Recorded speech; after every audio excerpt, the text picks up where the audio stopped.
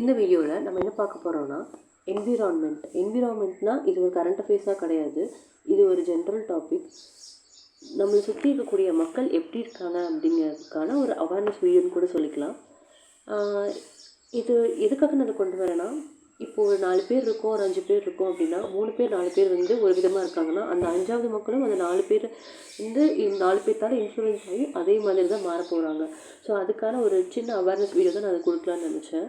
So இது எப்படி எனக்கு ஸ்டார்ட் ஆச்சுன்னா, இப்போது நேற்று வந்துட்டு ஒரு வீடியோ பார்த்துட்டு இருந்தேன்.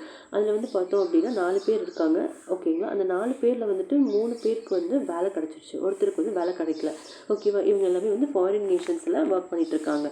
ஸோ இவங்க வந்து வேலை தேடி போயிட்டுருக்காங்க. ஸோ எல்லாருக்குமே வந்து டிஃப்ரெண்ட் இயர்ஸ் ஆஃப் எக்ஸ்பீரியன்ஸ் இருக்குது. ஸோ இவங்களுக்கு இன்னும் வேலை கிடைக்கலன்னு சொல்லி ரொம்ப ஃபெட்டப்பாக இருக்காங்க. அப்போ வந்து இந்த 3 பேருமே வந்து எந்த மாதிரி அவங்களுடைய கைடன்ஸ் இருக்குது அப்படின்னா, நம்ம வந்து பேஷன்ஸாக இருக்கணும். அண்ட் அது போக வந்துட்டு நம்ம நிறைய ரிப்பீட்டடாக சர்ச் பண்ணிகிட்டே இருக்கணும். இந்த சின்ன சின்ன விஷயங்களுக்காக நம்ம வந்துட்டு முடிச்சுட்டு நம்ம அதாவது வேண்டாம்னு சொல்லிவிட்டு நம்ம திரும்பி போகக்கூடாது அப்படிங்கிற மாதிரி அவங்களோட இயர்ஸ் ஆஃப் எக்ஸ்பீரியன்ஸை வச்சு அவங்களுடைய அந்த நாலேஜை ஷேர் பண்ணிக்கிறாங்க. ஸோ அப்போ என்ன ஆகும் அப்படின்னா, அல்டிமேட்டாக என்ன ஆகும், ஸோ இவங்க இந்த 3 பேர் கூட இருக்கிறதுனால இவங்க கண்டிப்பாக வந்து இப்போ இல்லைனாலும் எப்போயாவது ஒரு கண்டிப்பாக அதாவது கூடிய சீக்கிரத்தில் அவங்களுக்கும் அந்த ஜாப் கிடச்சிரும். ஏன்னா அந்த அளவுக்கு அந்த பாசிட்டிவ் சரௌண்டிங்ஸ் இருக்குது.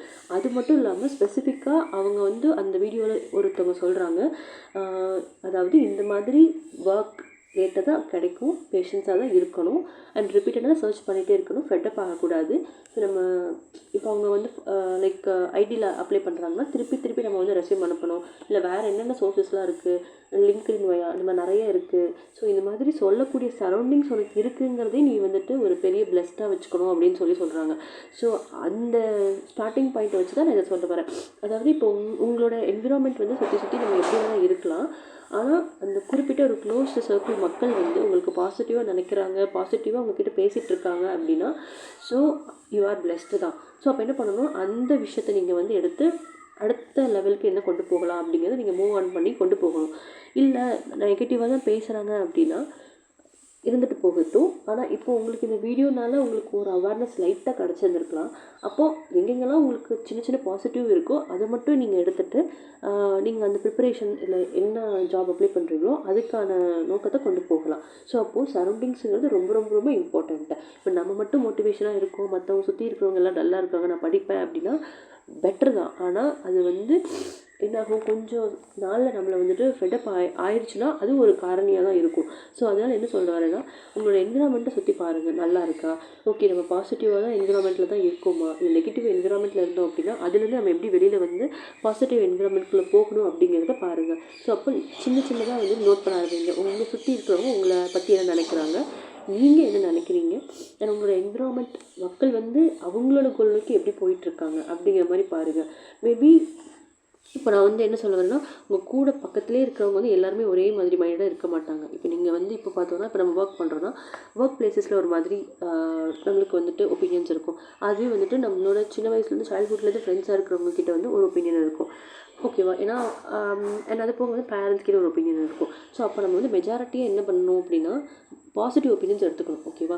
நெகட்டிவ் ஒப்பீனியன்ஸ் எடுத்துக்கக்கூடாது. For example, if you are capable அப்படின்னா, பட் உங்களோட கொலீக்ஸ் எல்லாமே வந்துட்டு it's enough, you are not that much potential அப்படிங்கிற மாதிரி சொன்னாங்கன்னா அதை நீங்கள் எடுத்துக்கக்கூடாது.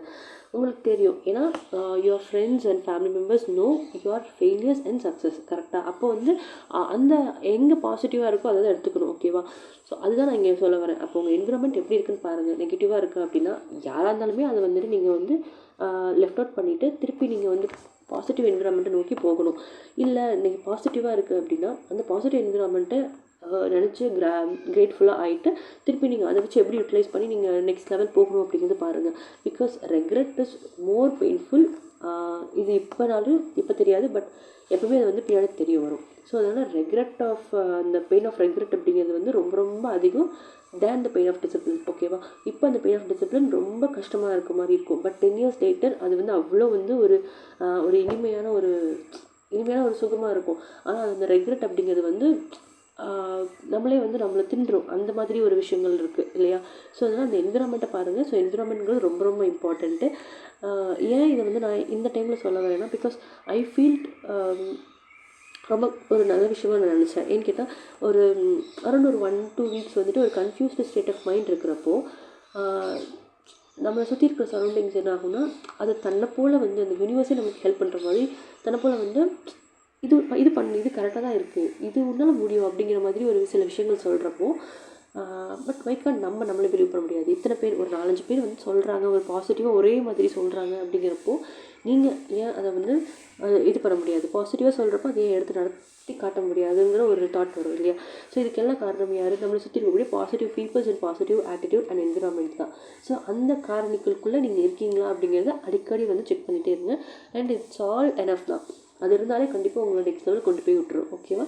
So and if you are blessed with good people அப்படின்னா feel gratitude them and feel grateful for them. Okay, and all the best. Thank you guys.